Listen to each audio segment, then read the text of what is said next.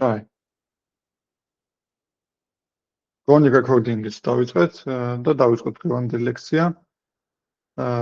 გამარჯობა, მე ვარ გუჯა არჩემაშვილი და რამდენიმე ლექცია შევიტარეთ ამ კურსის ფარგლებში ჯამში, რომლებიც შეეხება ძირითადად computer vision-ს, ანუ მანქანურ ხედვას, ხო?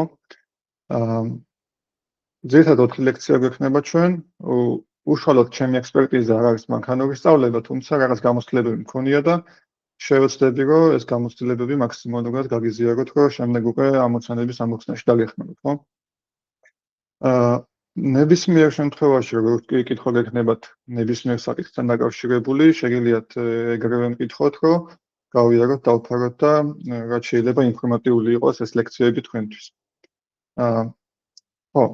ეხლა ცოტა ინფორმაცია ჩემზეც რო გითხრათ, დავამთავრე კომპიუტერული ინჟინერიის ფაკულტეტი ბაკალავრიატზე თავისუფალ უნივერსიტეტში, შემდეგ ჩარლზის უნივერსიტეტში ხელოვნური ინტელექტის სამაგისტრო პროგრამა და ახლა ამჟამად მუშაობ ბიოტექნოლოგიურ კომპანიაში, სადაც ჩემი მთავარი მიზანი არის, რომ დავეხმარო მეცნიერებს თავიანთი პროდუქტიულობის გარდაში. სხვადასხვა software თუ AI პროდუქტების საშუალებით, რომლებიც ჩვენს მიერ არის გაკეთებული საერთო ჯამში. ხო, ეხლა უშუალოდ გადავიდეთ მოდი დღევანდელ ლექციაზე, რომელიც იქნება უფრო მეტად ასე რომ ვთქვათ, Jupyter Notebook-ის სახის ფორმატში, სადაც შევეცდებით, რომ პირველადი სტეპები გადავდგათ მანქანურ ხედვაში.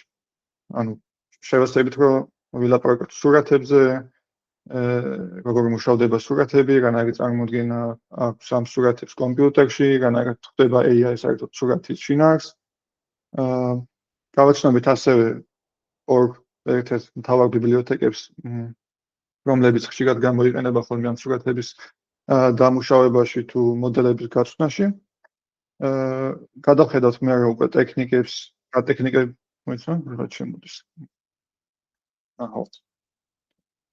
გადავხედავთ ტექნიკებს, რომლებიც შეიძლება გამოყენებული იყოს ამ სურათების დამუშავებისთვის, ხო? სხვადასხვა სიტუაციის მიხედვით. და იდეაში ეს არის დღევანდელი ლექციის თემა, ხო? ძირითადად მეტი ისეთი არაფერი. და უკვე ამ ლექციის შემდეგ უკვე დავიწყებთ უშუალოდ ხელოვნური ინტელექტის მიმართულებით სხვადასხვა მოდელებზე ლაპარაკს თუ სხვადასხვა მიდგომების გარჩევას, ხო? კარგი. დღევანდელი ლექციის თემაც თქვით რა იყო? ეხლა მოდი უშუალოდ ვილაპარაკოთ იმაზე თუ ვილაპარაკოთ იმაზე თუ რა არის სურათი, რას აღიქვავს AI და საერთოდ რანაირად ხდება რომ სურათი ფერი და ამ შემდეგ, ხო? ზოგადად AI-ს არ აქვს ისეთივე აღქმა, როგორც ადამიანებს და მანქანებს არ აქვს ისეთივე აღქმა, როგორც ადამიანებს. ადამიანი როცა სიტყვაზე უყურებს კატას ან ძაღლს ან ნებისმიერ საგანს, ის ხდება რომ ეს კატა არის ან ძაღლი, ხო? ანუ მაგრამ მანქანას ან კომპიუტერს ან ნებისმიერ გამოთვლით მანქანას არ აქვს იმისი აღქმა, რომ ეს სურათი სიტყვაზე კატას შეიცავს თუ რას შეიცავს, რა.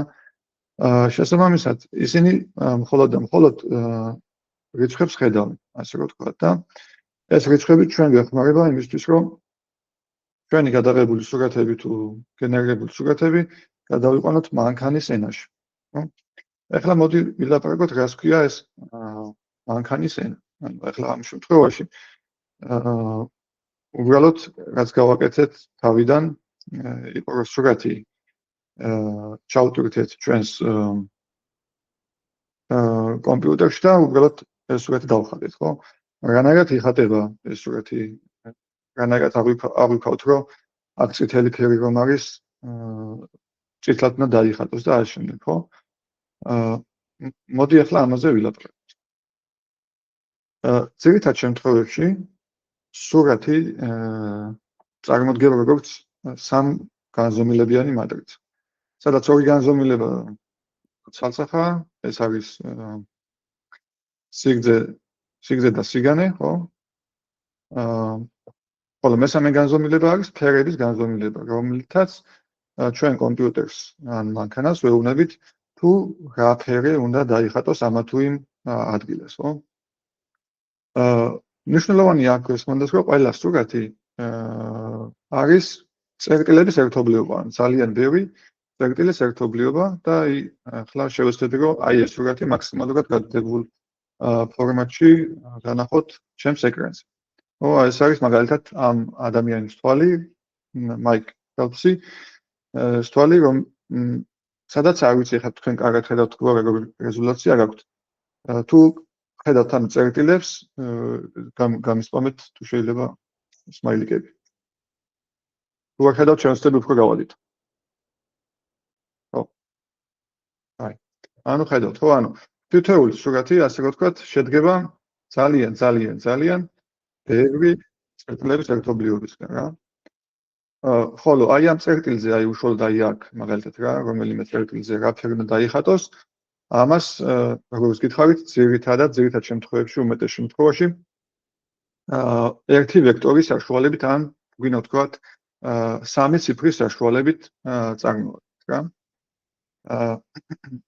სხვა სიტყვებით რო ვთქვათ, ნებისმიერ x, y წერტილისთვის სურათს თუ წარმოვიდგენთ როგორც ფუნქციას, ეს x, y წერტილი სურათის ფუნქციას მანქანისთვის გადაყავს სამ ციფრში, ბოდიში სამ რიცხვში,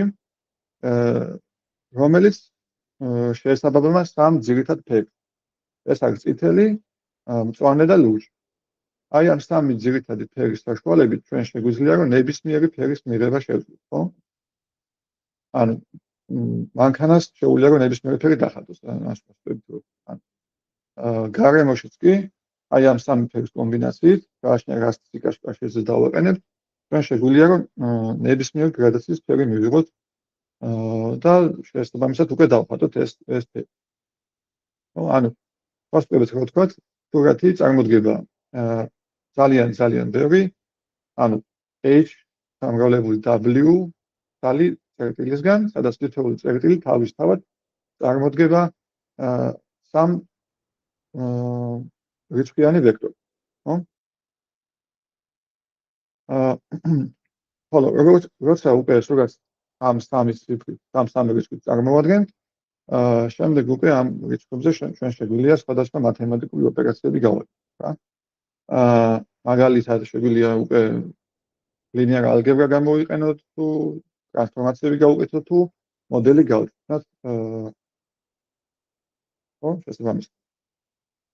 აი ხა მაგალითად ამ სამ ფერზე რო კიდევ უკეთესად ვილაპარაკოთ, აქ ვთქვათ ერთი პიქსელი წარმოდგენილი, აი აქ ამ შემთხვევაში, ხო, ანუ თავიდან გავაკეთეთ ნოლების მასივი, როგორც გითხარით, ერთი სურათი გვაქვს, ანუ ერთ პიქსელს უყურებთ და თუ ვიტყვით, რომ მენულე, ანუ არ, ხო, იყოს 255, ამას აქვს ნეგატივ 255 და სხვა ციფრი არა.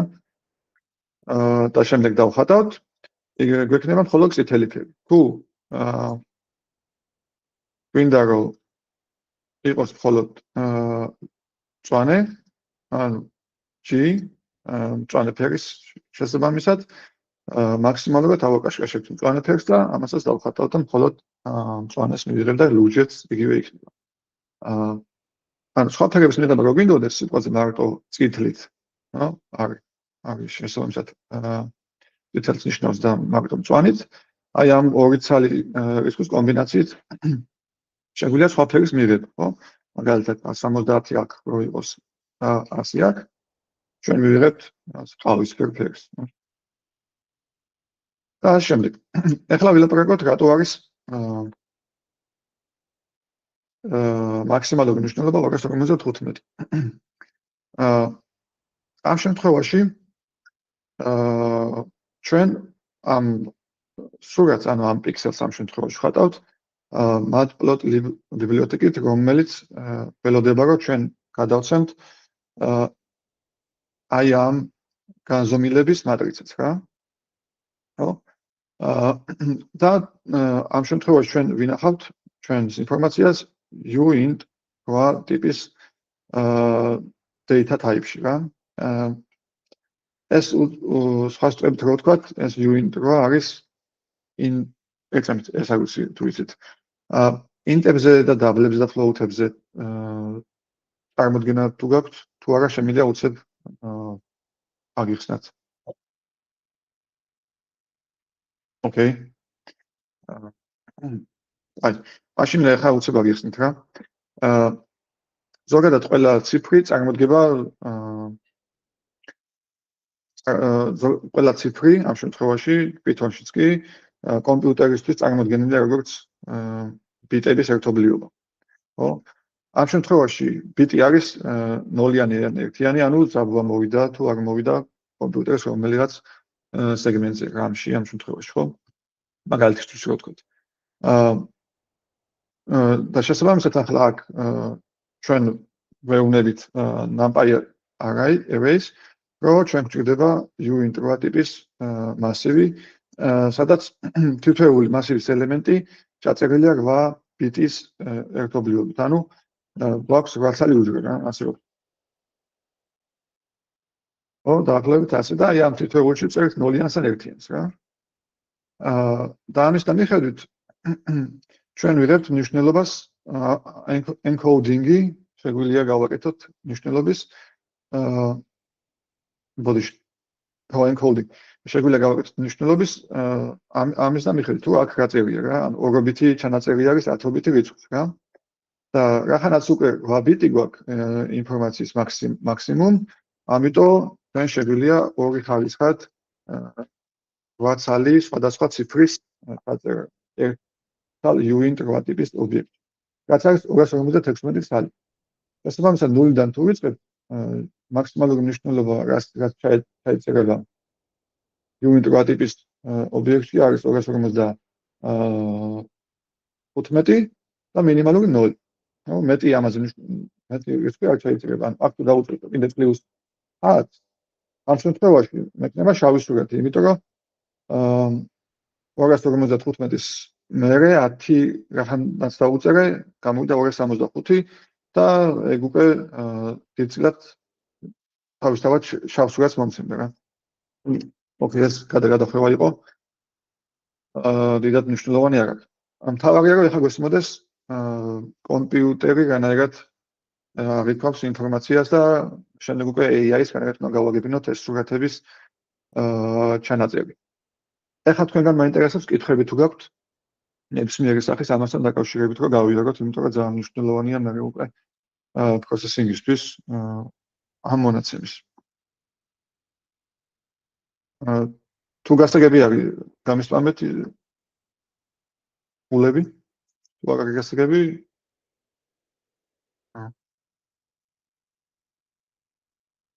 სამი გული მაქვს. ანუ რაღაცები ვერ გავიგეთ თუ უბრალოდ არ გაქვთ აქტიურები. მეოთხე. აი.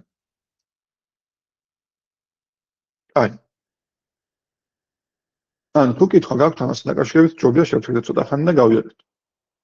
მე არ დამიჩქარება შაბათი დღეა. აი, თუ კითხები არა? მაშინ ხო, აი მაშინ მაგალითად ნახოთ ჩვენი ზედა სურათის განაწილება რა, როგორი უბრალოდ. ხო? ვიცით რომ ჩვენ სურათს აქვს 3 განზომილება, ხო? სიგრძე სიგანი და ჩენელების რაოდენობა ფიქსირებულია 3-ით. და მაგალითად ნებისმიერ პიქსელზე დავბეჭდოთ რა მნიშვნელობა ქონდა ამ RGB ვექტორს, ხო? და რა დავბეჭდეთ, ამ შემთხვევაში გვაქვს 76, 170, 250, ოდიში. 224.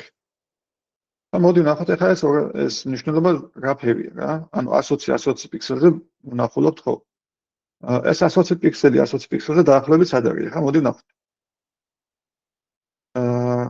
ანუ ეს 120 დაახლოებით 5-ს უნდა გავყოთ, ხო? აი აქ სადღაცა და შემდეგი 120 დაახლოებით 1/10-ზე რა, აი აქ. ანუ დაახლოებით ცისფერი ფერი უნდა იყოს თუ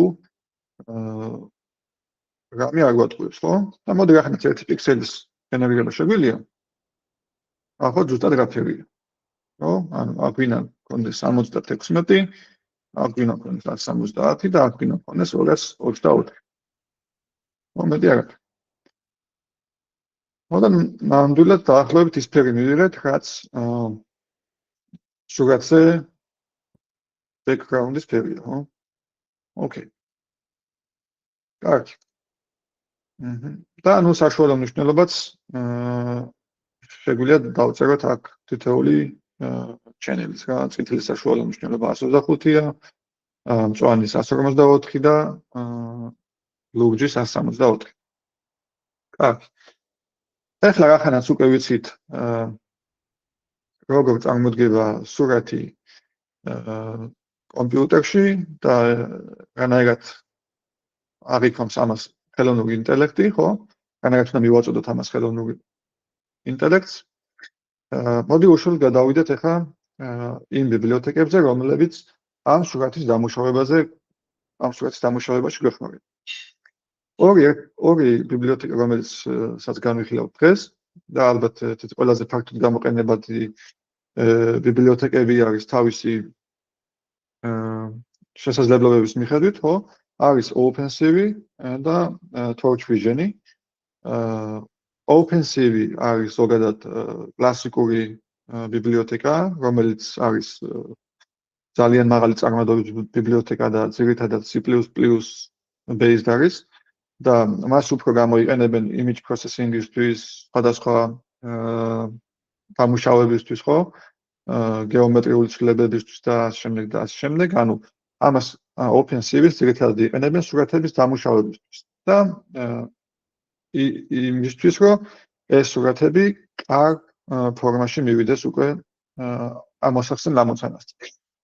ხოლო შემდეგ, უკვე როცა ამოცანის ამოხსნა გვინდა მაგალითად ნეირონული ქსელის გაწვრთნა, იყენებენ ხოლმე TorchVision-ს, რომელიც არის თავისთავად PyTorch-ის ეკოსისტემის ნაწილი და გარდა იმისა, რომ აქ შეგვიძლია სხვადასხვა მოდელები გავხსნათ და უფრო მოსახერხებელი არის დეველოპმენტისთვის, მას აქვს ბევრი dataset-ი უკვე, რომელიც შეგიძლიათ გადმოიწეროთ პირდაპირ TorchVision-ის საშუალებით. ანუ მზა dataset-ები აქვს, რომელიც სასწავლად გამოდგება და არა მარტო, და ასევე აქვს ბევრი მოდელები რა, უკვე ესეთი მოდელები, რომლებსაც მე გავეცნობით, ანუ ესეთი მოდელები, რომლებიც უკვე pre-trained არის და უკვე ამ წინასწარ დატრეინინგებული მოდელების გამოყენებაც ძალიან მნიშვნელოვანია ხოლმე ხშირ შემთხვევაში რა. ხო, ასევე იყენებენ ტრანსფორმაციებისთვის და აუგმენტაციებისთვის, ამასაც დღეს გავივლით რა არის, ხო?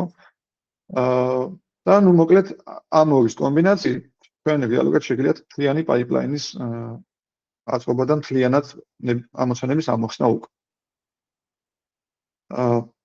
კარგი. ერთი მნიშვნელოვანი შენიშვნა რაც არის აქ, არის ის, რომ OpenCV და TorchVision-ი სხვადასხვანაირად ოპერირებენ, გულისხმობ იმას, რომ OpenCV-ს მაგალითად NumPy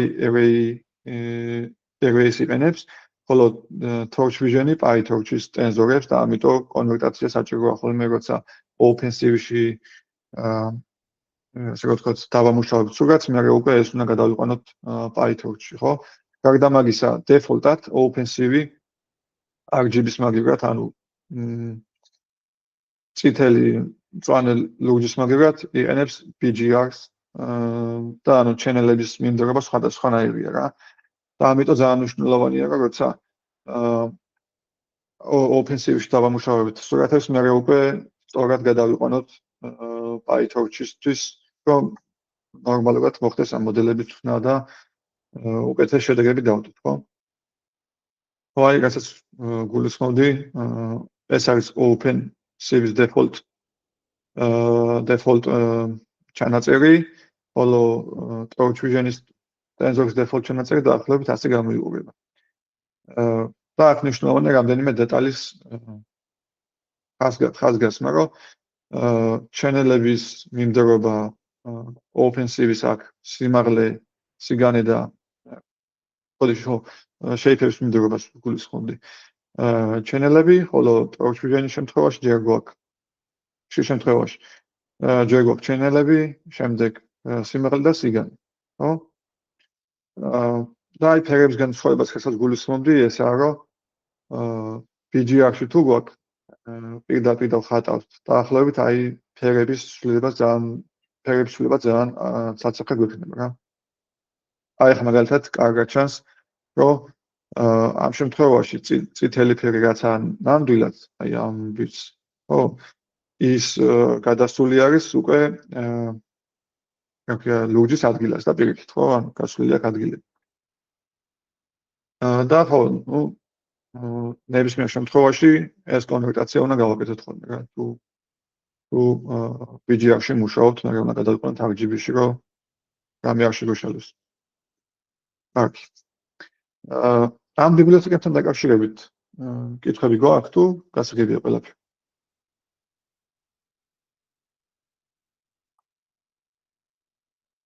ოკეი. ერთი გასაგებია გვაქვს.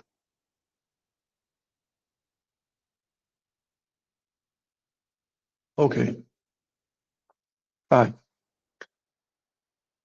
ოკეი. ჩვენი აი, მაშინ გადავიდეთ, რახანაც ვიცით უკვე. რა ბიბლიოთეკებს ვიყენებთ, ხო?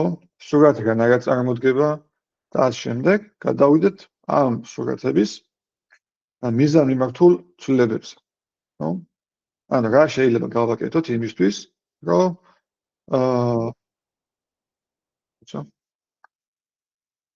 ვინმე შემოდი ის თუ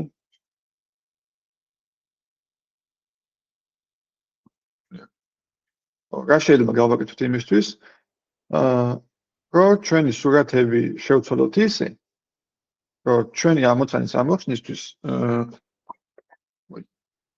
უკეთესი იყოს რა. ხო?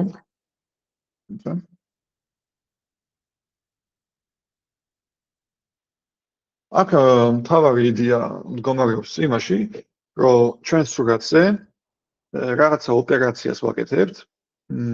ისა აქ ალბათ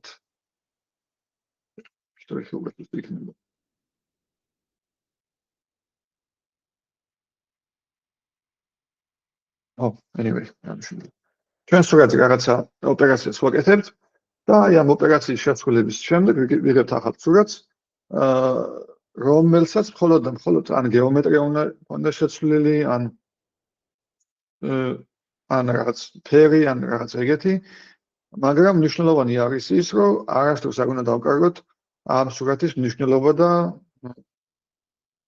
ასე რომ ვთქვათ, არსი, რაც ამ სურათში დევს რა. და ამას შევეცდები, რომ შემდეგ ლაპარაკებში დავფარო, რაც გულისხმობს ზუსტად. ხო? ზოგადად ტრანსფორმაციის ტიპები, რომელიც შეიძლება სურათზე მოხდეს, არის ორნაირად შეგვიძლია დავყოთ დეტერმინისტირებულად და არადეტერმინისტირებულად. დეტერმინისტირებული ნიშნავს, რომ ანუ ჩვენ წინასწარ გვაქვს განსაზღვრული ზუსტად რას უკეთებთ თითოეულ სურათს. მაგალითად, შეიძლება იყოს ეს ზომის ცვლილება და წინასწარ გვაქვს განსაზღვრული ზომები, რომ ყველა სურათს, რომელიც ჩვენს ხელთ არის, 200 პიქსელი, 200 რა, 200 პიქსელი სიგანეში, 200 პიქსელი სიმაღლეში, ხო?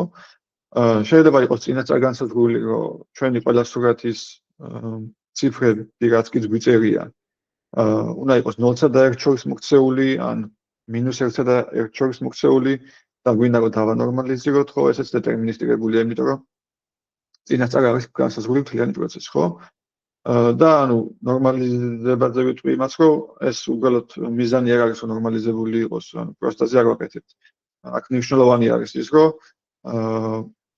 ტრეინინგის დროს გრადიენტის ცვლილება ადეკვატურად მოხდეს რა. ნუ ამას ჩემი აზრით უშუალოდ ნეირონული ქსელების ტრეინინგის დროს გავვლით რატო ამ მნიშვნელოვანი ნორმალიზება. ან შეიძლება იცოდეთ უკვე პრინციპში.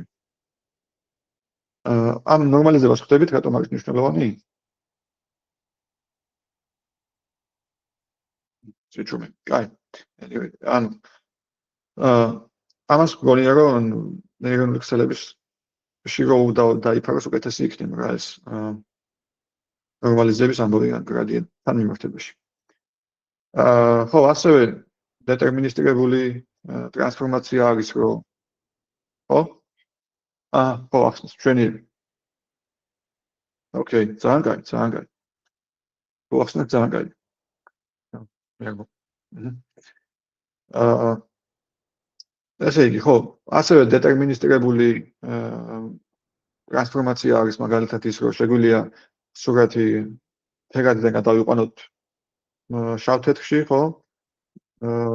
და არსებობს არადეტერმინისტირებული ტრანსფორმაციები რა, მაგალითად სადაც რანდომ ვიღებთ გადაწყვეტილებებს, მაგალითად შეიძლება ჩავთვალოთ ეს რომ random flip, random rotation იყოს ან random crop.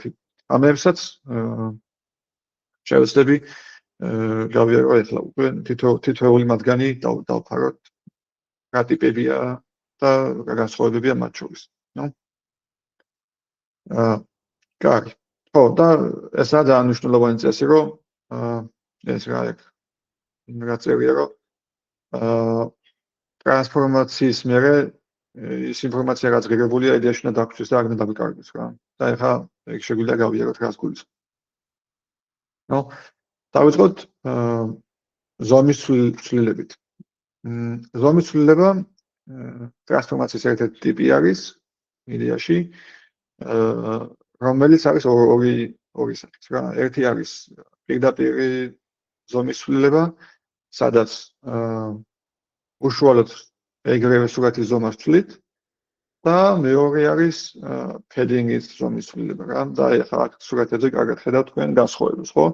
ეს არის ორიგინალური სურათი, რეალური რაც გვაქვს. ეს არის ზომის ცვლილება, სადაც კვადრატში მოვაქციათ ჩვენი სურათი, ხო? და ამან გამოიწვია ის, რომ ჩვენი ოლიმპიელი უფრო ბრტყელი გახდა, ხო? იმიტომ რომ ფედინგი არ გამოიყენებია, ხოლო როცა ფედინგს ვიყენებთ, ანუ ვამატებთ რაღაცა მნიშვნელობებს, ამ შემთხვევაში უკვე ჩვენ სურათის სემანტიკა იგივე რჩება, ოღონდ ვამატებთ რაღაც შავ ობიექტებს, ხო? ანუ აქ შეგვიძლია ნებისმიერ სხვა მნიშვნელობა დავამატოთ რა, მაგალითად თეთრი 255 ანუ არის. ხო, მას grayscale არის რა. ხო, და ნუ ასე ვაკეთებ რეალურად ამ ზომის ცვლილებებს და ეს ზომის ცვლილება რატო არის ხან მნიშვნელოვანი ეგ თქვა, ხო? იმიტომ რომ ხშირ შემთხვევაში შეიძლება ჩვენს მონაცემებში სხვადასხვა ზომის სურათები გქონდეს, ხო? ანუ ზოგი შეიძლება ასეთი იყოს, ზოგი შეიძლება კვადრატული იყოს, ზოგი ისეთი, ზოგი ასეთი. და იმისთვის რომ სიტყვაზე ნეირონული ქსელი გავაცვნოთ, ან რაღაც ამოცანები ამოხსნათ, ხშირად გვჭირდება ხოლმე რომ სტანდარტიზირებული ინფუტი გქონდეს ჩვენი ნეირონული ქსელისთვის. ამიტომ და ასევე ხანდახან გვჭირდება ხოლმე რომ ზომაში შევამციროთ ეს ჩვენი ინფუტები, რათა ძალიან დიდი ძალიან costly არ იყოს, ძალიან ხარჯიანი არ იყოს ეს ჩვენი ტრეინინგი. ну, ამიტომ ხშირ შემთხვევაში გვჭირდება რომ ზომა შევცვალოთ სხვა მაგავხადოთ ჩვენი სურათები და ერთ სტანდარტულ ზომამდე მივიყვანოთ ხოლმე. რომელ სტრატეგიას აირჩევთ ეს თქვენზე აქვს დამოკიდებული და ნუ ამ ზომის ცვლილებაში, აი ამ ფედინგებშიც სხვადასხვანაირი მიდგომები შეიძლება იყოს რა, მაგალითად ფერები შეიძლება იყოს დაახლოებით ისეთები, როგორც უმრავლესობა ფერი არის ამ სურათში, შეგიძლიათ დაადოთ აქ ცისფერი, ხო? და ანუ დიდად სემანტიკასაც არ შეგიცვლით და თან პლუს მაგას არ შეგიცვლით Mike helps ამ შემთხვევაში ამ ჩვენ ოლიმპიადს არ გაწილოს, ხო? კარგი. ამასთან დაკავშირებით თქვა კითხვები? Precise როგორ მუშაობს ან რაღაც ეგეთი. ან რატო ასაჭირო? კითხვები არ არის, მაგას პამი. ციტებიც არ გვაქვს. აი. მაშინ გადავიდეთ შემდეგ ტიპზე, რომელიც არის cropping-ი. ხო? და აქ მნიშვნელოვანია ის, რომ როდესაც ამ მოჭრას ვაკეთებს ნებისმიერი სურათიდან, ხო? აქ მნიშვნელოვანია, რომ ინფორმაცია გარდაგვარება. მაგალითად, როგორც აქ ხდება. ეს შემთხვევაში აქ კარგავთ ინფორმაციებს, ანუ ეს არის center crop-ის მაგალითი, შემდეგ გვაქვს random crop-ი, რამდენიმე random crop-ი, რაც გარკვეული პიქსელების ოდენობა ვჭრით აი ამ სურათიდან შემთხვევით აღებულ ადგილებზე, რა. ეს არის random crop-ი, ხო? ცენტრალურ crop-ში კარგავთ ინფორმაციას და აი ამ random crop-ებში ძირითადად იკარგება ინფორმაცია. ერთადერთი პირველ random crop-ში იკარგება ინფორმაცია ასე თუ ისე, ხედავთ რომ ყავს ოლიმპიის მედლით და ისევ შეგვიძლია აღვიქვათ რა ხდება სურათზე, ხო? აი აქ დაკარგულია, ვინა არ შეიძლება გავინახოთ. აი აქ მედალი ჩანს მხოლოდ, აი აქედან კი მგონია რომ საერთოდ ყველაფერი ასე ვთქვათ დაკარგული არის, რა. ახლა შეიძლება კითხვა გაგიჩნდეთ, რა შეიძლება დაგხვდეს ეს random crop-ი საერთოდ ამ მოჭრას სურათების, ხო? და აი ამ კითხვას შევეცდები რომ ოდნავ მოგვიანებით არგუმენტაციაში ვიპასუხოთ. ხო? კი. შემდეგი ტრანსფორმაციის სახე, რომელიც მინდა განვიხილო, არის rotation-ი, ანუ სურათის შემოbrunება, რა, ასე ვთქვათ. აქ მნიშვნელოვანი არის ეგეთი რამე, ინტერპოლაცია სურათის შემოbrunების დროს, გარდა იმისა, რომ სურათს ვაბრუნებთ, ხო? აი აქ ამ ფუნქციის საშუალებით, რომელიც მეტი არაფერი არ არის თუ არა მატრიცაზე მეორე მატრიცით მოქმედება, ხო? გარდა იმისა, რომ ამ სურათს ვაბრუნებთ, რაღაც გარკვეული კუთხით ვაკეთებთ ინტერპოლაციასაც, რა. ეს ინტერპოლაცია არის ხა შევსწრები აღვიქვა გითხრათ რა არის ინტერპოლაცია. ხო? ანუ გვაქვს ქართულად ორიგინალური სურათი, გვაქვს 10 გრადუსით შემოbrunებული სურათი, 35, 90 და ამ შემდეგ შეგვიძლია რამდენი გრადუსითაც გვინდა იმდენი გრადუსით შემოვატრიალოთ სურათი. ინტერპოლაციას რაც შეეხება, ეს არის ესეთი ცნება, სადაც ჩვენ ნებისმიერ პიქსელზე, ხო? ნებისმიერ პიქსელზე რაღაცა მნიშვნელობას ვდებთ, ოღონდ მხოლოდ იმ პიქსელებისთვის, რომლებიც აქამდე სურათში არ იყო. მაგალითად, აი ეს კარგად ჩანს, აი აქ, რა. აი ეს არის დაახლოებით ორიგინალური სურათი, აი აქამდე, აი ესე. ჩემ მაუს ხედავთ? როგორც მნიშვნელოვანია ეს. ხო? ჩანს. აი აქ 90 გრადუსიან შემოbrunებულზე, აი ეს არის ორიგინალური სურათი, ხოლო დანარჩენი, აი ეს ნაწილი და აი ეს ნაწილი უკვე შევსებული არის OpenCV-ის მიერ ინტერპოლაციის საშუალებით. სხვადასხვანაირი ინტერპოლაციის ტიპები არის, ამ შემთხვევაში ჩვენ ვიყენებთ linear ინტერპოლაციას, რაც ნიშნავს იმას, რომ აი ამ ხაზზე რაც კი პიქსელია, ის პიქსელი გადააქვს მის მოპირდაპირედ, რა. და მაგიტომ არის დაახლოებით საერთესებული ეფექტი, აი აქ რო დავაკვირდეთ და აი აქაც, აი ამის იქითაც რო დავაკვირდეთ, მაგიტომ არის უკვე ეს საერთესებული ეფექტი რო გვაქვს. აი, ამასთან დაკავშირებით კითხვები არის? ან ინტერპოლაციაზე, ან rotation transformation-ზე.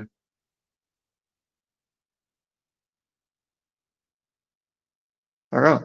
აი, მაშინ მე მაქვს კითხვა.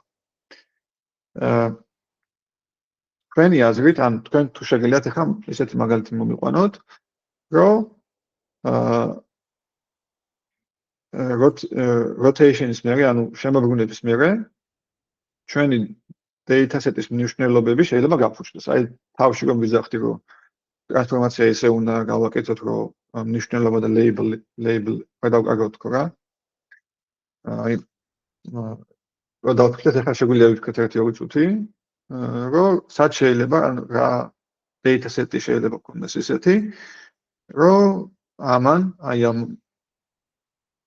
მოქმედებამ, ანუ შემოbrunებამ შეიძლება შედეგები გავიუარესოს. ეხლა 53, 54-მდე ვიტყვით.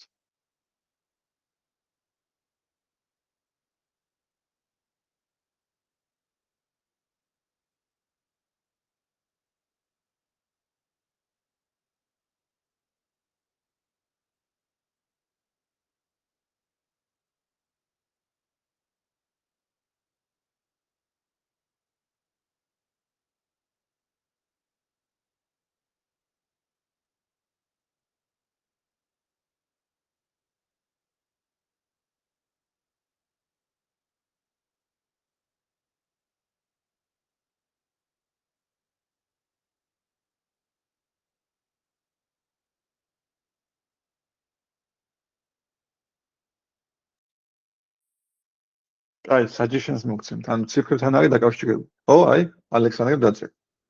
მართალი. კი, ნახეთ. ანუ თუ ჩვენ გვაქვს ციფრი მოი, გადავარეთ.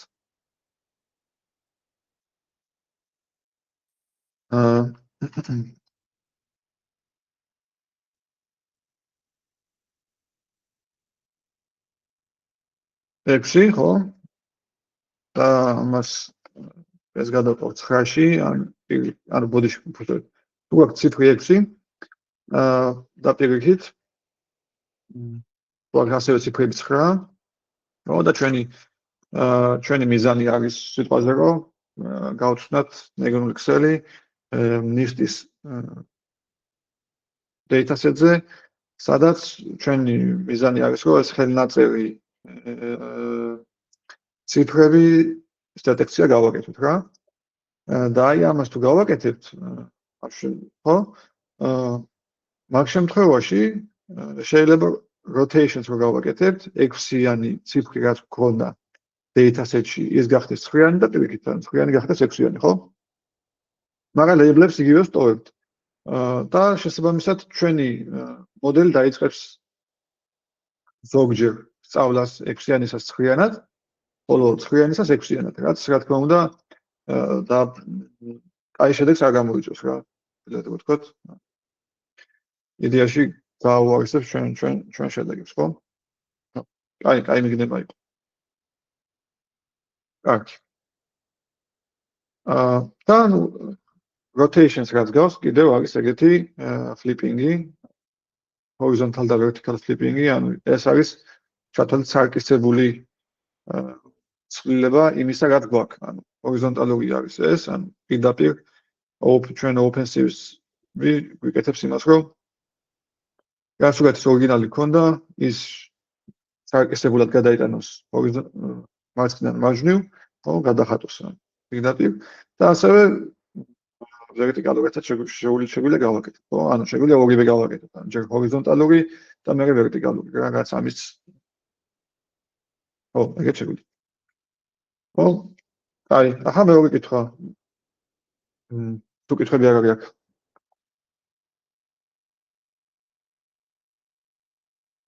ოკეი. თუ კითხვები არ არის, მაშინ ახლა მინდა მაგალითი, სადაც flipping-მა შეიძლება გააფუჭოს ჩვენ training.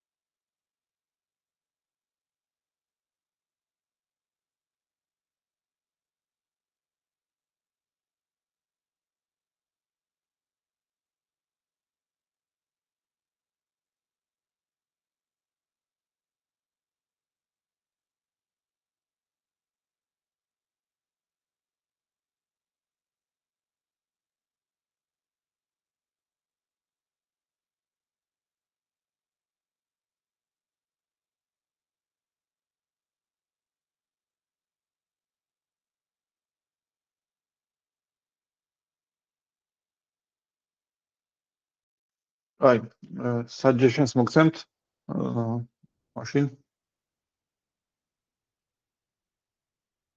ხო, ეს მართალია.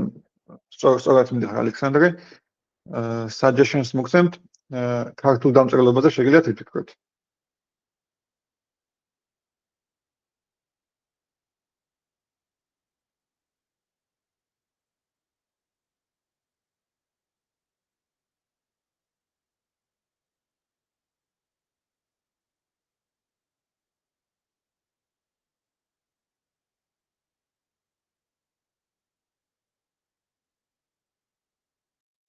კი, ზედა ხო? კიდე?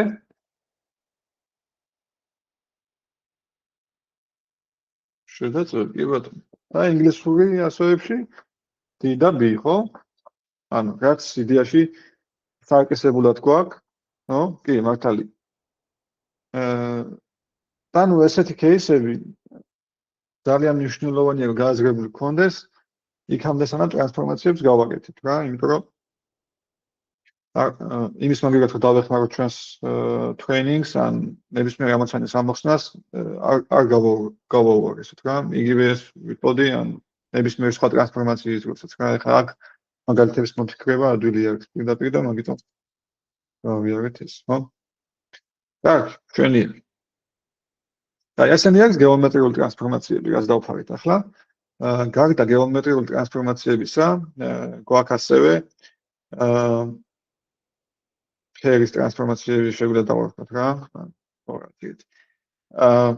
რაც გულისხმობს იმას, რომ ჩვენ შეგვიძლია манипуляცია გავაკეთოთ ფერზე სხვადასხვანაირად რა. მაგალითად შეგვიძლია ამ სამი ტრანსფორმაცია გავიაროთ ეხლა რა. არის brightness shift-ი, ანუ brightness ანუ სიკაშკაშის ცვლილება, კონტრასტის ცვლილება შეგვიძლია გავაკეთოთ და gamma correction-ი, რომელიც არის უფრო მეტად ჩრდილებზე პასუხისმგებელი და სინათლეზე პასუხისმგებელი shift-ი არის.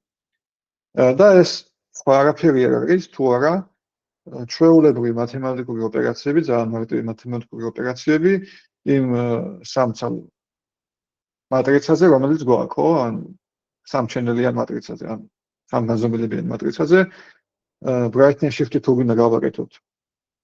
უბრალოდ ვუმატებთ ერთ ციფრს ყველაფერს და აი ეს მოდი ავხსნათ ეხლა აქ რატომ მუშაობს, რა? აი მარტო ერთ ფერზე ავხსნათ, რატომ მუშაობს უბრალოდ რაღაცა ციფრის დამატება ან გამოკლება, რატო ცვლის ამა თუ იმ ფერის სიკაშკაშეს, რა? დავიწყოთ 255. წითელი ფერით, ხო? მოიცან მწვანე უფრო კარგი. ხო, დავიწყოთ 255 მწვანე ყველაზე მაქსიმალური მნიშვნელობის ფერით, რომელიც მწვანე შეიძლება გქონდეს. ამას თუ ცოტას დავაკლებ, მივიღებ უფრო ნაკლებად კაშკაშა მწვანეს. ხო? ამას თუ კიდევ დავაკლებ, მივიღებ კიდევ უფრო ნაკლებად კაშკაშა მწვანეს, ხო? და ასე შემდეგ. ან შეგვიძლია ჩამოვიდეთ რაღაც 50-ზე და ეს არის მწვანე კია, მაგრამ აი ძალიან ჭაობისფერი მწვანე არის. საერთოდ 0-ზე თუ ჩამოვალთ, 0 ნიშნავს შავს. რა ეს დანარჩენები ქვეყნაც 0 არის, მაგიტო ლიანად გაგვიშავდა ეს ჩვენი პიქსელი, ხო? ესე მუშაობს brightness shift-ი დაახლოებით რომ მივხვდით რა. ეს არის მუშაობის პრინციპი ამის. ხო? გვაქვს ასევე კონტრასტის სკეილინგი და ეხლა მოდი ვილაპარაკოთ უბრალო გამრავლება, რატო ცვლის კონტრასტს და არა brightness მაგალითად რა. მოდი დავფიქრდეთ ეხლა ამაზე. იდეაში, ან მატრიცას თუ გავამრავლებ რაღაცა ციფრზე, ერთზე მეტი თუ იქნება ეს ციფრი მაშინ, ამ შემთხვევაში რა მოხდება, ხო? variance-ი რაც მაქვს სულ ჯამში ის უფრო გამეზდება, ხო, შესაბამისად. ხოლო თუ ერთზე ნაკლები იქნება, ეს variance უფრო შემცირდება, ხო? და რატომ მოხდება ეგ? თუ მე მოდი ერთ განზომილებაზე ვილაპარაკოთ. ერთგანზომილებაზე ვილაპარაკო და მაგას მივხვდებით უფრო ადვილად რა. თუ მე სწორად მქონდა ციფრები 1 0 3 და -1 რა. ამის ვერიანტს რო დავთვალოთ ხო გვექნება რაღაც. და თუ გავამრავლებთ სიტყვაზე აი ამას სიტყვაზე 2-ზე, ხო, გვექნება 2, ესე 0, 6 და -2, ხო? ამის ვერიანსი გაცილებით უფრო დიდი იქნება, ვიდრე აი ამისი ვერიანსი რა. და ვერიანსი რატო არის ახლა აქ მნიშვნელოვანი? ვერიანსი იმიტომ არის აქ მნიშვნელოვანი, რომ აი ამ მეზობელ პიქსელებს შორის სხვაობას იდეაში უფრო ზრდის, ხო? ანუ განსხვავება თითოეულ მეზობელ პიქსელებს შორის გაცილებით იზრდება, თუ გავამრავლებთ რაღაცა რიცხვს, რომელიც 1-ზე მეტია, ხო? და მცირდება იმ შემთხვევაში, თუ კი გავამრავლებთ რიცხვს, რომელიც 1-ზე ნაკლები არის, ხო? ანუ განსხვავება იკლებს შემთხვევაში და იმ შემთხვევაში უკვე იმატებს. სწორედ ეს ცვლის იდეაში კონტრასტს, ხო? რომ განსხვავება დიაპაზონები ერთმანეთს შუა, მეზობელ პიქსელებს შუა დიაპაზონები თუ გაცილებით დიდი არის ვიდრე წინა შემთხვევაში, ეგ იმას აკეთებს, რომ კონტრასტი უფრო იგრძნობა რა სურათში. ეს გავიგეთ?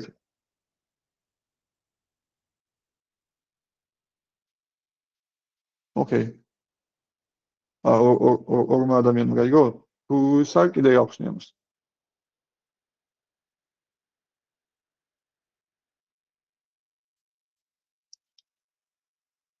აი, მოიცა მაგალითებით გვახსენთ რა. მაგალითებით ახსნათ მოდიას გამრავლება. ხოლო gamma correlations რაც შეეხება, აქ იდეა ის არის, რომ შუქჩtildeებს ანუ თუ ახარისხებს ოპერაცია, შუქჩtildeებს გაცილებით უფრო გამოგვეც თუ ნაკლებია 1-ზე რა. ამას მათემატიკა აქვს, და ეგ შეგვიძლია ეგ შემიძლია მე გამოგზავნოთ და გაიაროთ ან მათემატიკა თუ გაინტერესებს. უბრალოდ ეხლა ესეც მნიშვნელოვანი არა. ხო, აი ხა მოდი გავიაროთ თითოეული შემთხვევა, თითოეული ტრანსფორმაციისთვის რა. ეს არის ორიგინალი სურათი, ქვემოთ რაცაა. ეს ზემოთ არის უფრო გაკაშკაშებული, ეს არის ნაკლებად გაკაშკაშებული. რა, ეს არის პირდაპირი ოპერაცია, სადაც უმატებდით ან ვაკლებდით ციფრს რა. ამ შემთხვევაში 50 დავამატეთ, ამ შემთხვევაში 40 გამოვაკელით რა. და ანუ ეს ცალსახად ჩანს, ხო? შემდეგი უკვე არის გამრავლების ოპერაცია, რომელიც კონტრასტს გვაძლევს, ხო? ანუ 1.5-ზე გავამრავლეთ და აქ გავამრავლეთ 0.7-ზე, სადაც კონტრასტი ანუ ძალიან დაკარგულია რა, თუ დააკვირდებით ამ სურათს. ხო? ამ ორიგინალთან შედარებით კონტრასტი არის ძალიან დაკარგული, ხოლო აი აქ კონტრასტები ძალიან კარგად ჩანს რა. ხო? და ეს ახლა რატო ხდება? როდესაც მე ორცალ მეზობელ, ანუ ორცალ ახლოს ყოფ პიქსელს ვამრავლებ რაღაცა რიცხვზე, თუ ერთი რიცხვი, ხო, დიდი იყო, ის გაცილებით დიდი ხდება. ვიდრე მეორე რა. ხო, გამრავლება ხოლმე ეგრე მუშაობს, რომ გაცილებით დის რაღაცას და შემდეგ გაცილებით ამცირებს რაღაცას. ხო? და ანუ ეს სწორედ ასე მუშაობს რა. დაახლოებით რა წარმოვიდგინოთ. აქ ამასთან დაკავშირებით გვაქვს კითხვები?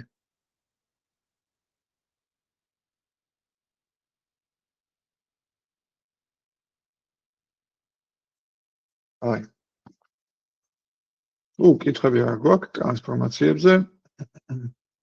აი, მაგალითად, ახლა გადავიდეთ უშუალოდ ამის ანალიზზე. ანუ აქ ცუდად ხატია ეს. ლურჯი ხატია წითლად და ამ შემდეგ, მაგრამ ანუ ლეგენდას დავაკვირდით რა. ეს ავტომატურად გენერირებული ფერები არის. ახლა გადავიდეთ მნიშვნელობებზე. ხო, გადავიდეთ STD-ზე თითოეული მნიშვნელობისთვის რა, თითოეული ფერისთვის გადავიდეთ და სხვადასხვა ტრანსფორმაციისთვის რა. აი კონტრასტზე რო ვიძახდი, დაახლოებით ცვლილებას თქო, აი აქ ნაცვლად ჩანს, რამდენად ცვლის გამრავლება variance, ასე რომ ვთქვათ. ან ნაკლებზე გამრავლება ორიგინალური მნიშვნელობების variance ძალიან ცვლის, ძალიან აპატარებს, ასე რომ ვთქვათ, ხოლო დიდზე გამრავლება ძალიან ადიდებს რა. თავის მხრივ ანუ მიმატება და ხარისხში აყვანა ამას დიდად არ ცვლის, იმიტომ რომ დაახლოებით იგივეა რაც ორიგინალური სურათის განაწილება, ხო? აი, აქაც განაწილებებზე რომ ვილაპარაკოთ, ეს არის ორიგინალური სურათის განაწილება ფერების მიხედვით, ხო? აი, აქ გვაქვს წითელი ამ მნიშვნელობები დაახლოებით აი ამდენი ქონა, ეს იყო მათი density რა. აი ეს მნიშვნელობები მწვანეში დაახლოებით ამდენი ქონდა, ხო? ანუ საშუალოდ მწვანე უფრო მეტი, მწვანეს უფრო დიდი მნიშვნელობა აქვს, ვიდრე წითელს, ხო, ჩვენ სურათებში და ეს ზემოთაც განდა, ხო, ეს დავბეჭდეთ. საშუალო მნიშვნელობები, აი აქ. ხო? საშუალოდ ანუ მწვანეს უფრო მეტი მნიშვნელობა აქვს, ხოლო ლურჯს საშუალოდ ყველაზე მეტი მნიშვნელობები აქვს, ხო, იმიტომ რომ background-ი უფრო ცისფერისკენაა, ვიდრე სხვა, ხო? და ეს უკვე არის კონტრასტის ცვლილების მნიშვნელობები რა. და აი აქ კარგად ჩანს high contrast-ში როგორი shift-ი გვაქვს, ხო? ანუ თითქმის ძალიან დიდი ძალიან დიდი პროცენტი ძალიან დიდი რიცხვი არის რა. ასე რომ ვთქვათ და ძალიან დიდი shift-ი გვაქვს უკვე ამ მნიშვნელობებისა რა. კარგი. ხო. ხო, და ერთ-ერთი კიდე ყველაზე ალბათ ფართოდ გამოყენებადი ტრანსფორმაციის ტექნიკა არის grayscale ტექნიკა, რომელიც სამი განზომილებიდან, აი სამი ჩენელი რო ქონდა, ეგეთ სურათი გადაყავს ერთ განზომილებაში. და პრინციპი ძალიან მარტივია. უბრალოდ ყველაფერს ვკრიბავთ გარკვეული პროცენტობით. და ეს გარკვეული პროცენტობით. და ეს ციფრები არის ალბათ ერთ-ერთი ყველაზე გამომდგარი და ფართოდ გავრცელებული ციფრები OpenCV-ც მაგას იყენებს თავის იმპლემენტაციაში. ხო? ანუ output-ი grayscale ტრანსფორმაციის არის, რომ თითოეულ channel-ს ვიღებთ, ამ თითოეულ channel-ს ვამრავლებთ კოეფიციენტზე, წითელს ამ შემთხვევაში ვამრავლებთ 0.3-ს დაახლოებით და ამ შემდეგ და მე ვკრიბავთ და ვიღებთ ერთ განზომილებიან მატრიცას. და მე უკვე ეს ერთ განზომილებიან მატრიცა შეგვიძლია დავხატოთ, ხო? და აი ასე წარმოდგება ეს ყველაფერი. ეხლა როდის არის ეს საჭირო? ეს საჭირო არის მაშინ, როცა სიტყვაზე გვინდა ჩვენი მონაცემების რაოდენობის შემცირება, ხო, ანუ და input-ის ზომის შემცირება, მაგალითად. ხო, აი ამით პირდაპირ ჩვენ შეგვიძლია რომ ჩვენი training data გავამესამედოთ, ხო, შესაბამისად training დროს მესამედი ვექნება, ხო, ანუ ეს დიდი გაუმჯობესება არის, ხო? მაგრამ ფერები მნიშვნელოვანი არის თავისთავად. შესაბამისად ხანდახან ამ ტრანსფორმაციის გაკეთება რელევანტურია, ხანდახან არც ის. თქვენ თუ მომიყვანთ როდის დროს შეიძლება რომ ამ ტრანსფორმაციის გაკეთება კაი იყოს. თუ შეგიძლიათ ეგეთი მაგალითები რომ მითხრათ.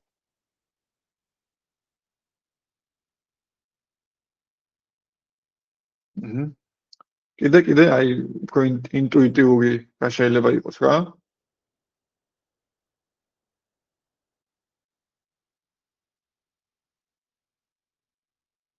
კი, ძირითადად ერთნაირი ფრთები როდესაც არის. როდის არის ძირითადად ერთნაირი ფრთები, ანუ რანაირი data შეიძლება გქონდეს.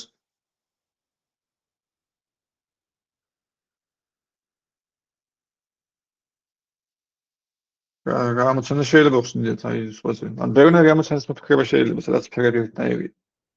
დაახლოებით.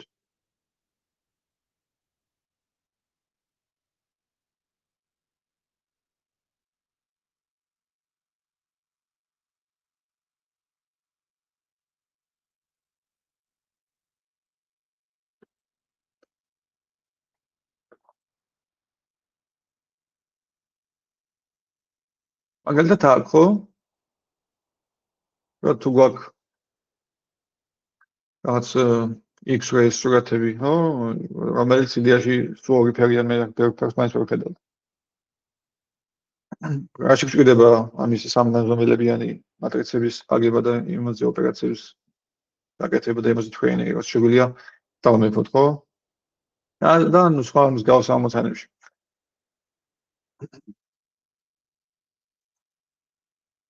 კი ბატონო. და როცა უფრო ასევე როცა უფრო მნიშვნელოვანი ფერზე მნიშვნელოვანი არის ფორმა, მაშინაც იგივენაირად შეგვიძლია გამოვიყენოთ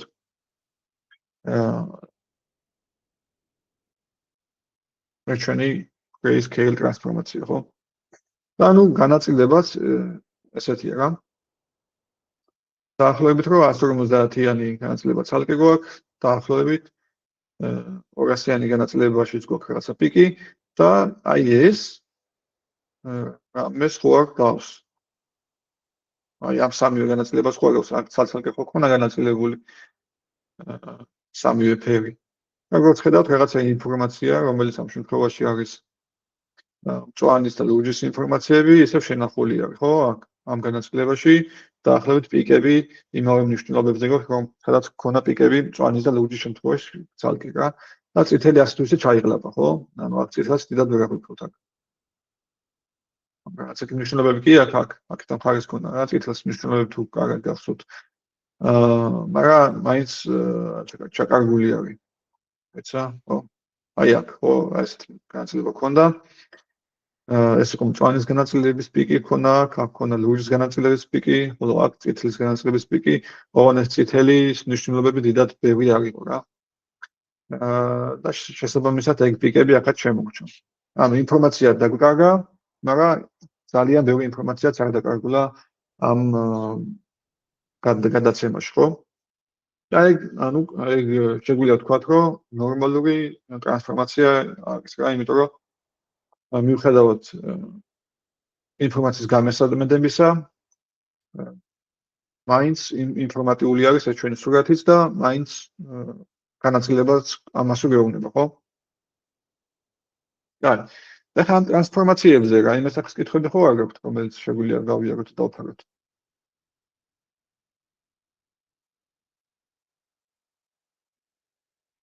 ხო. აი, თუ არ არის კითხვები, მაშინ გადავიდეთ უკვე ესა ტრანსფორმაციებზე, რომელიც ჩვენი გაკეთებული არ არის. და მაგ ტრანსფორმაციას ქვია ხმაური, და რომელიც არის უკვე ბუნებიდან მოსული ტრანსფორმაცია რა, ან რეალური ცხოვრებიდან მოსული ტრანსფორმაციებია რა. ან ძირითადად ეს მონაცემები რაც მოგვდის ჩვენ ხო არის ხოლმე დიდწილად ნაგავი ხშირ შემთხვევაში შეიძლება რომ დეფექტი ქონდა კამერას რომელსაც გადაღებული იყო ესეთი სურათი ხო და ანუ ეგ ყველაფერი სხვადასხვა გარემო ფაქტორები ხშირ შემთხვევაში ჩვენს სურათს ამახინჯებს რაღაც ისეთ დეტალი შეიძლება შემოიტანოს რომელიც ასე რომ ვთქვათ რომელმაც შეიძლება ხელი შეუშალოს ტრეინინგს ხო ანუ ადამიანის თვალით კი შეიძლება იგივე ობიექტი იყოს სურათზე თუმცა თუ ხმაურიანი არის სურათი ანუ პიქსელებში ზოგან თუ ძალიან დიდი მნიშვნელობა წერია ან ზოგან თუ ძალიან ნაკლები მნიშვნელობა წერია შეიძლება მთლიანად პროცესს ხელი შეუშალოს ხო და ყველაფერი გააფუჭოს ასე რომ ვთქვათ და მაგისთვის მაგისთვის ეგრე დავაბალანსოთ, ანუ გარემოდან მოსული ხმაური რომ დავაბალანსოთ და ძირითადად თან ხაზს გავუსვა, რომ მონაცემები ეგეთია, რომ არ არის თლად სუფთა, ძირითად შემთხვევებში ეგრეა ხოლმე. მაგისთვის არის smoothing ტექნიკა, ანუ ბლარების ტექნიკა ვასწავლებით. ხო? და გარემოდან მოსულ სიგნალებს ცოტა რომ გავაკეთილშობილოთ, მაგას ვაკეთებთ რა, აქ. აქ მთავარი ოპერაცია არის კონვოლუცია და ეს კონვოლუციური ნეირონული ქსელების გამოდგება მე უკვე და მოდი ახსნათ რა არის კონვოლუცია. თუ იცით კონვოლუცია რა არის? არ ვიცით. კაი. ჩვენი ხო, კონვოლუცია იდეაში არის მათემატიკური ოპერაცია, რომელიც მუშაობს შემდეგნაირად. x, y წყვილისთვის, რომელიც არის მატრიცაზე, თქვათ რომ ერთჩინელიანი სურათი გვაქვს რა, აი ამაზე ერთ განზომილებაში ვართ, უბრალოდ ორ განზომილებაში ვართ. სიმაღლე და სიგანე გვაქვს მარტო და ერთი ჩინელი. grayscale-ზე ვართ უკვე. ესე ჩავთვალოთ. ანუ თითოეულ x, y წყვილს უკეთებს ეგეთ რამეს რა, ანუ ახალი x, y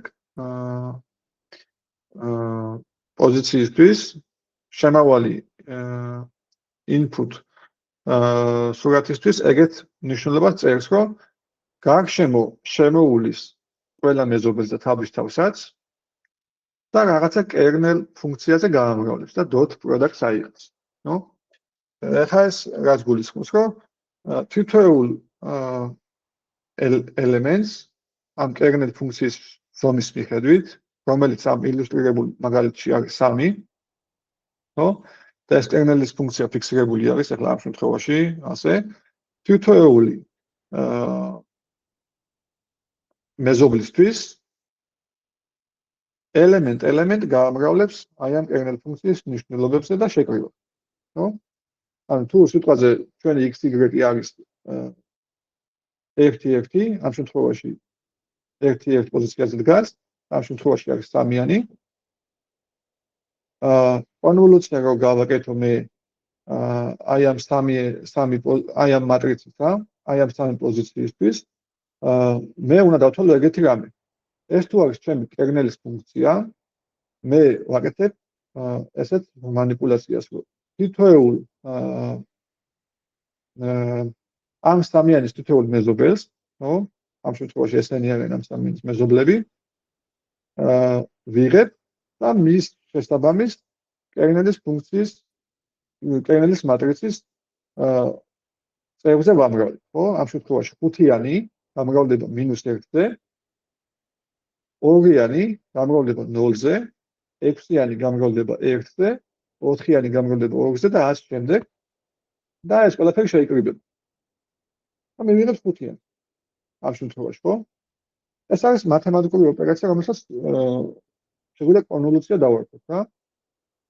ხოლო და ეს kernel-ის ამ kernel-ის ფუნქციებს და კონვოლუციებს კონვოლუციური ნეირონულ ქსელებში უკეთესად გაიგებ. მაგრამ ეხლა მნიშვნელოვანია რომ ეს გვესმის. ხო? და აი ამ smoothing-ისთვის, ხო? ძალიან შეგვიძლია ეს kernel-ის მატრიცა ჩვენით შევქმნათ. და მოდი გავდევროთ ორნაირი smoothing-ი და ორნაირი kernel-ის მატრიცა გვექნება შესაბამისად. ერთი არის mean, ანუ საშუალო ვავიღოთ kernel-ის ფუნქციის, ხო, mean ბლარი. და აქ საშუალო რა იქნება? ანუ ამის საშუალო რა იქნება? ანუ kernel-ის ფუნქცია განაგად გამოიყურება თქვენი აზრით, თუ მინდა მე რომ აი აქ, ანუ ამ 3-იანისთვის მქონდეს მისი და მისი მეზობლების საშუალო.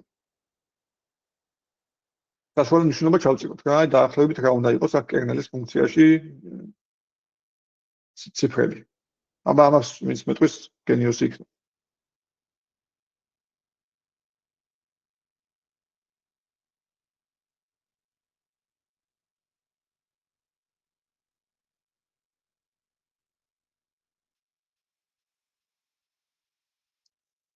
აი ნახე. ეხლა მე მინდა ისეთი კერნელის ფუნქცია მქონდეს, რომ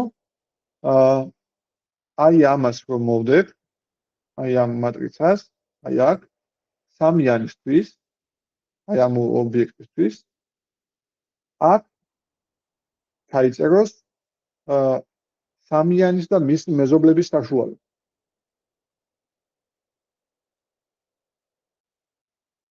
ან დაახლოებით ამის უღამი ის არის, რომ მე როცა ამ smoothing-ს გავაკეთებ, ყველა პიქსელისთვის მისი და მისი მეზობლების საშუალოები მქონდეს. ასე ვთქვათ, თუ რომელიმე პიქსელი გაფუჭებულია, მაგალითად ეს რა, აი ცხრიანი წერია, 7000 წერია, რა ვიცი, 7000 წერია, რა მნიშვნელობა აქვს, ხო? თუ წერია ძალიან დიდი რიცხვი, მისი მეზობლების ხარჯზე, იმიტომ რომ დაბალი რიცხვია წერება, ამ ხმაურს შევამცირებდა იმას ვიზოვარ. დავაპატარა. ან DOS პროდუქტი არის კონვოლუციის ნაწილი, ასე ვთქვათ. მაგრამ ახლა მე მინდა კერნელის ფუნქცია, რომელსაც გამოვიყენებ ამ ამოცანის ამოსახსნელად.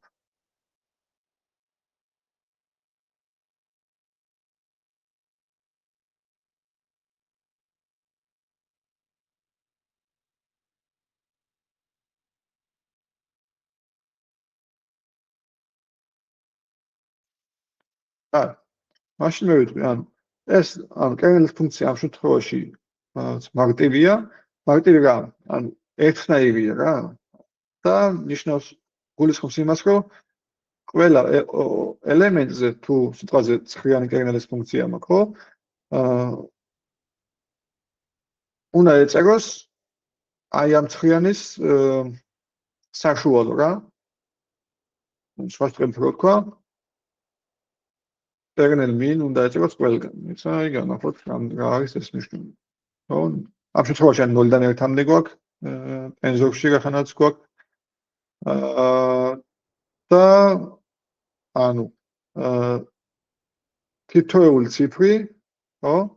როცა ერთიანი როცა გავყოთ, არის ეს მნიშვნელობა რა. ბუდიში. ხო?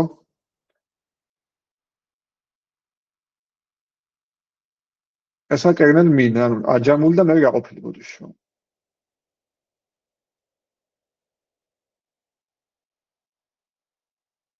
ხო? კარგი.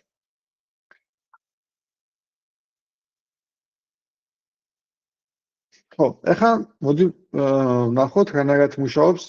და მეორე არის გაუსის ხო, uniform. კი ბატონო, uniform. და ასევე გვაქვს გაუსის ბლარი, რომელიც ეგეთ რამეს აკეთებს რა. რომ კერნელის ფუნქცია ხო ყველა მეზობელს ერთნაირად ითვალისწინებს, იმიტომ რომ ერთ და იგივე მნიშვნელობები წერია ყველა მნიშვნელობა ყველა ობიექტს კერნელის ფუნქციის კერნელის მატრიცისა, ხო? გაუსის შემთხვევაში თქვენ თუ მეტყვით, დაახლოებით რანაირად შეიძლება იყოს გადანაწილებული პრინციპში მე გეუბნებით. გაუსის ფუნქციის მიხედვით, გაუსის განაწილების მიხედვით არის წონები გადანაწილებული რა, ასე რომ ვთქვათ. გაუსის განაწილება, იცით?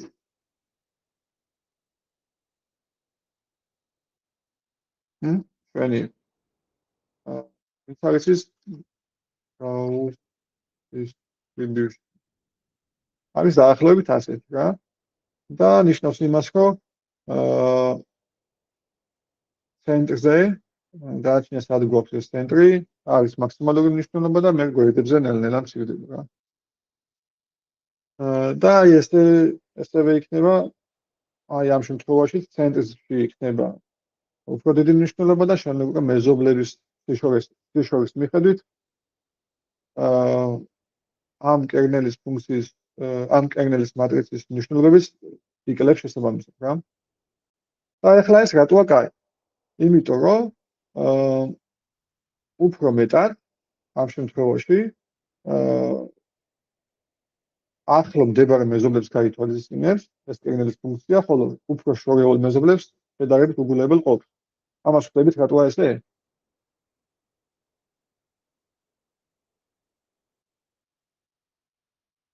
ოლივერ, მე მოდი დავხო.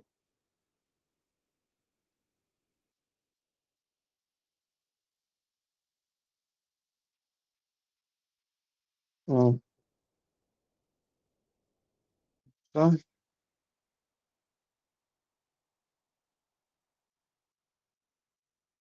ან დაახლოებით ესეთი რამე ხდება რა, მე თუ მაგ აი აქვს სურათი,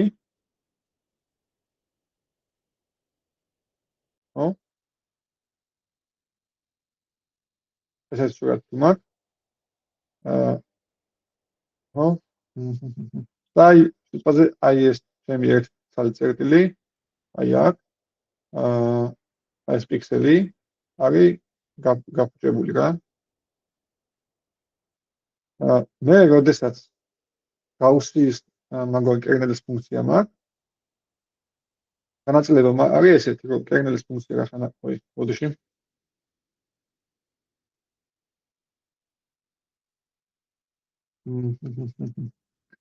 განაწილება არის ესეთი, რომ კერნელის ფუნქციაში, ხო? მიწერე რაღაცა რიცხვები და შეგვიძლია ვთქვათ ესე, რომ ახლო მდებარე რიცხვები ცენტრთან არის უფრო დიდი, ესენი უფრო დიდებია. შეესტოფოთ. ან მახინჯი ნახატი გამომივიდა. რატომაც ტაბლეტი გამიფუჭდა და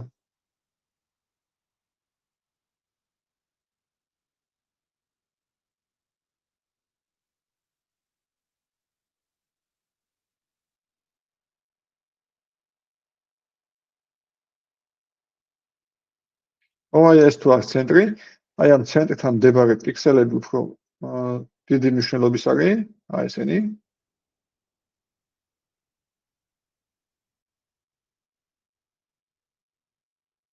ხოლო აი ესენი მასთან შორს მდებარეები, ხო?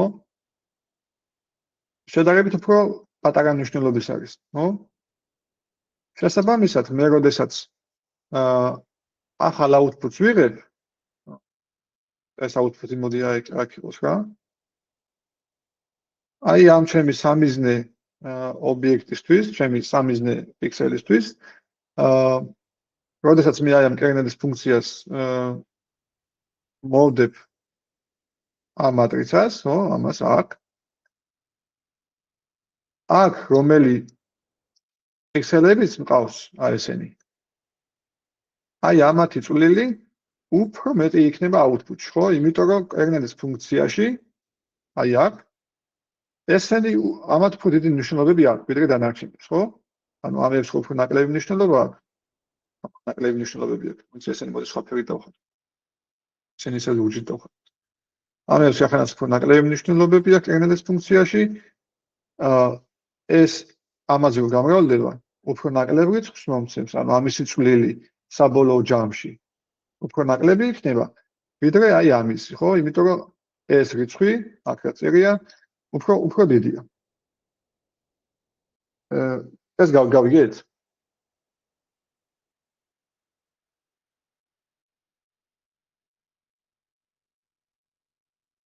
აი, მაშინ თუ ვერ გავიგეთ, კითხვები დავუსვათ და შევსვები თავიდან ახსნა.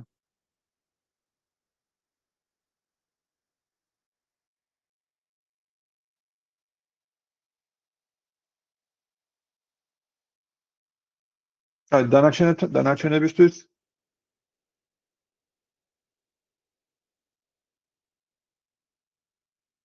ორი ცალის ქონდა მარტო, like, სამი.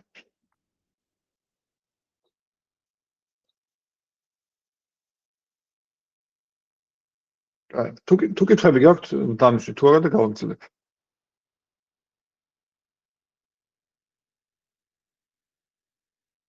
აი, მაშინ გავაგრძელებ. ხო, ეხლა მაგალითად ამ ორიგინალურ სურათზე ბევრი ხმაური არ მქონია რა, თავიდანვე. და როცა გაუსის ბლარი ტრანსფორმაცია გავუკეთეთ, სმუზინგი გავუკეთეთ. სურათი დიდად არ შეიცვალა, ოდნავ დამებლარა. ეს იყო და ეს. ჩანს ხო ესაა ორიგინალი სურათი, ესაა დაბლარული გაუსის ბლარის სურათია, ოდნავ დაიბლარა სულ. ხო? მაშინ როცა მინბლარი ძალიან ბლარობს რა, აქ ინფორმაციის ლოსი უფრო დიდი გვაქვს და ესეც იმიტომ ხდება, რომ სხვა პიქსელებს მინბლარი გაცილებით უფრო ითვალისწინებს. და შესაბამისად უფრო მეტი ინფორმაციის დანაკარგი მაქვს საბოლოო აუთპუტში. ხო? ეხლა უკვე სხვა მაგალითი განვიხილოთ, ხმაურიანი სურათი. ანუ ეს ჩემი ხელი შემოტანილი ხმაურია მწვანე ჩენელზე. ანუ მწვანეს დავამატე სხვადასხვა მნიშვნელობები რა, ასე რომ ვთქვა და მაგიტოა ეს მწვანეები ბევრი როარი სურათში. ჩანს ხო ეკრანზე მაგალითი. ხო. კაი. და მე ანუ ამ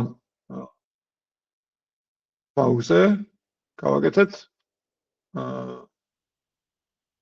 შესაბამისად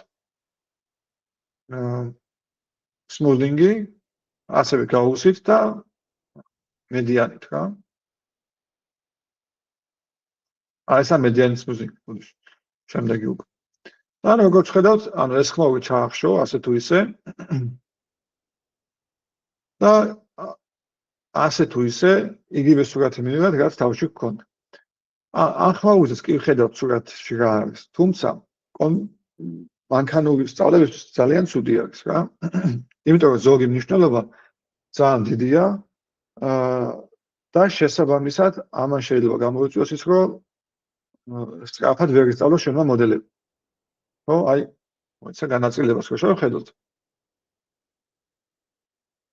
დაახლოებით ესეა რა, ყველაფერი ერთმანეთთან ძალიან ახლოა. ხოლო გაუსის მერე გაუსის განაცილება როცა გავაკეთეთ, ხო? ეს ხმაური შედარებით პატარა გახდა, ხო? და ორიგინალური სურათის განაწილებას ძალიან დაემსგავსა, ხო, რომელიც ზემოთ გვაქვს. აი ამას, ხო? ანუ იმ შემთხვევაში, როცა ხმაური ქონდა ეს ყველაფერი ერთმანეთთან ახლო იყო, უფრო და უკვე როცა ბლარი მოვდეთ, დაახლოებით უკან დაბრუნდა ეს ყველაფერი. ხო? ანუ ხმაური ჩავახშეთ ბლარით, ასე რომ ვთქვათ. მაგრამ ამას თავისი მინუსებიც აქვს, ხო? ის რომ მაგალითად თუ მართლა ხმაურიანი სურათი არ გვაქვს და ბლარს მოვდეთ ინფორმაციას ვკარგავთ, ხო? ამიტომ ძალიან მნიშვნელოვანია, რომ თავიდანვე კარგად გამოვიკვლიოთ სურათები და ის მონაცემები რაც გვაქვს და მაგის დამიხებით ავარჩიოთ ტრანსფორმაციები, რომლებსაც გამოვიყენებთ. და რომელთაც დავამუშავებთ, ანუ არჩევა ტრანსფორმაციების ცალკე ამოცანა, ასე რომ ვთქვათ, რა. იმიტომ ყოველთვის ყველა ჯერზე, როგორც ნახეთ, ყველა ტრანსფორმაციის გამოყენება არ არის რეკომენდირებული. კაი. და რახანაც ახლა უკვე ეს ტრანსფორმაციები და smoothing-ი გავიარეთ, მოდი უცებ ვთქვათ რა არის აუგმენტაცია და რისთვის გამოიყენება, ხო? ზოგადად აუგმენტაცია შეგვიძლია უწოდოთ დისტრიბუციის ინჟინერია რა. რაც გულისხმობს იმას, რომ ხშირ შემთხვევაში ჩვენი მონაცემების განაწილება, რეალური ცხოვრების განაწილებას არ ემთხვევა. ანუ ხშირ შემთხვევაში გვაქვს მხოლოდ ერთი კამერით გადაღებული სურათები, ან ერთი სეზონით გადაღებული სურათები, ან რაღაცა ეგეთი რა. მაგას დიდი მნიშვნელობა არ აქვს. ამიტომ ხშირ შემთხვევაში შეიძლება ისე მოხდეს, რომ ჩვენ გავუწვდათ მოდელი ან რაღაც ამოცანა მოხსნათ, რომელიც მხოლოდ და მხოლოდ იმ განაწილებას ერგება, რომელიც გვაქვს data set-ში. ან არის ხოლმე შემთხვევა, როცა ჩვენი მონაცემები ძალიან ცოტა და არ ყოფნის ხოლმე იმისთვის, რომ გავუწვდათ მოდელი ხო? იმიტომ რომ უბრალოდ არაა საკმარისი რა ჩვენი მონაცემები. მაგისთვის ხშირად გამოყენებადი არის ხოლმე გარდა იმისა, რომ შესაბამისად უნდა შეარჩიო მოდელის პარამეტრების რაოდენობა და ასე შემდეგ, ხშირად გამოყენებადი არის ხოლმე მონაცემების აუგმენტაცია რა. რაც გულისხმობს იმას, რომ ჩვენ შეგვიძლია ზემოთ ნასწავლი ტრანსფორმაციებით ახალი სურათები შევქმნით. ხო?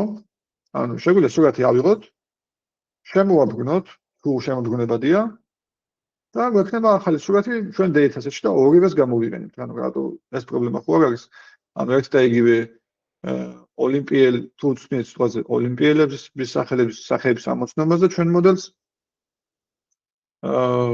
ან რაღაც კლასიფიკაციას ხო? ნებისმიერ რამეს და მონაცემები გვაქვს, ჩვენ შეგვიძლია ტრანსფორმაციები გავაკეთოთ და ეს ტრანსფორმირებული მონაცემებიც ისევ გავაბრუნოთ იმაში რა ქვია მონაცემთა სეტში, ხო? ოღონდ აქ ერთი მნიშვნელოვანი გათვალისწინებელი არის ის, რომ ჩვენმა ტრანსფორმაციებმა თუ ჩვენ მონაცემები დაყოფილი გვაქვს training, validation და test data-ად, არ უნდა გაჟონოს. ამას ქვია data leakage, როცა აუგმენტაციას აკეთებ და შენი ტრანსფორმაციის მიღებული შედეგი ვალიდაციის სეტშიც გაქვს, ან training სეტშიც გაქვს. ეგეც უნდა გაკონტროლდეს ხოლმე. ხო? აუგმენტაციის იდეა გასაგებია? და რატოს გამოიყენება ის ხო? ხო? ასე. ხო, აი ახლა მაგალითად და მაგალითად აქ უბრალოდ მაგალითია, მეტი არაფერი, სხვადასხვა ტრანსფორმაციებით, random crop-ი და ამ შემდეგ ჩვენ ორიგინალ სურათს რაღაცას უკეთებთ რა. ეს და აქ არის მაგალითად ეს და იგივე სურათი, ოღონდ სხვადასხვანაირად გაკეთებული, ხო? ანუ აქ როგორც ხედავთ, მოჭრილი აქვს. ასე აქედან კარგი დიდი ზომა, ხო? ფერები სხვადასხვა, შემოbrunებული აქვს და ასე შემდეგ, ხო? ანუ ერთი სურათით ჩვენ შევძელით, რომ მივიღო 6 სხვადასხვა სურათი. მართალია, შეიფები იგივეა და ძალიან ბევრი გაუმჯობესებას არ მოგცემს მოდელში, თუმცა ის ფაქტიც, რომ შეიფებს ვასწავლით, ანუ ეს უკვე ძალიან კაი არის რა. კარგი. ხო, ნორმალიზება კი გაგივლია თუ. თუმცა აქაც ისე როგორც სხვაგან საჭირო არის, რომ ნორმალიზება გავაკეთოთ ჩვენი მონაცემების, ხო? იმიტომ რომ სწავლების პროცესს გაცილებით ეხმარება. კარგი. ძირითადად ეს იყო დღეს, რაც მინდა მეთქვა. ეხლა მოდი თქვენი კითხვები, ან ჯერ გეტყვით უცებ რიქაფი რომ გავაკეთოთ, რა გავაკეთეთ დღეს, ხო? იდეაში თქვენ დღეს სახში რაც უნდა წაიყვანოთ არის, რომ სანამ უშუალოდ მოდელზე მუშაობას დაიწყებთ, აუცილებელი არის, რომ მონაცემებს უფრო ბევრი ემუშაოთ, იმიტომ რომ ხშირად უფრო დიდი გაუმჯობესების მიღება შეგიძლიათ მონაცემების ცვლილებით, ხო? და ძალიან მნიშვნელოვანი არის ხოლმე სხვადასხვა ტრანსფორმაციების გაკეთება, აგერ ხმაურის წაშლა და ასე შემდეგ და ასე შემდეგ. ამიტომ ყოველთვის გახსოვდეთ, რომ არქიტექტურა მნიშვნელოვანია, მაგრამ მონაცემების დამუშავებაც არანაკლებ მნიშვნელოვანია ხოლმე. აქ ეგ არის და ეგ დღევანდელი ლექცია. თქვენ თუ კითხვები გაქვთ, შეგვიძლია გავიაროთ ნებისმიერ რამე, რაც კი გაინტერესებთ. გამისპამეთ თუ გაქვთ. და თუ არ გაქვთ, გულები გამისპამეთ.